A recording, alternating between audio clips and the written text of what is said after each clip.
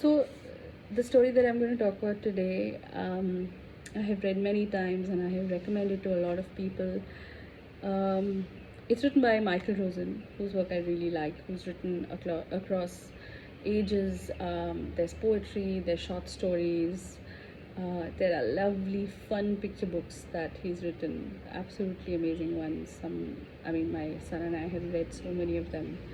I think he was one of the first people whose names he recognized and then realized, oh, there's so much in the store which has his name on it. This one's called Red Ted and the Lost Things. One of the first things that stands out when you're introducing it to a new reader is that it's in a completely different format. It's a bit like a comic book graphic novel. It's got panels and the colors are very different. They are very light. I don't want to say dull, and the characters that are important, they all stand out like this.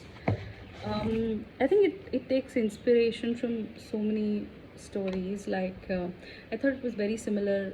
It had little bits from books like The Velveteen Rabbit, which is also sort of about the relationship between a toy and a young child, and there are themes of loss and belonging.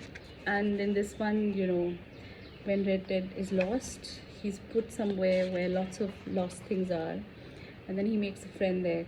There's a crocodile, and they decide to just run off and look for the person they live with, and they know that there's this distinct smell of cheese, which is a way to identify. And then they go on the street and find this cat, and the cat can also smell the cheese on Mr. Ted, and then they look for her and they find her, and it's it, it's really lovely. I feel while it could be read with a young person because it has very few words, but it does have a lot of elements that can be used to work in groups, or be used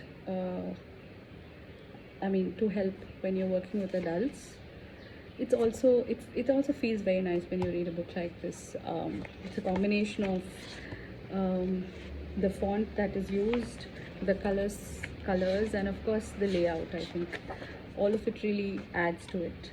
I really like this particular page which I showed already, because I think it has so much depth. When I look at it, I see so many things, and because it's not very bright, what I might see in it would be different from what you might see in it. So I think it's also a great conversation starter.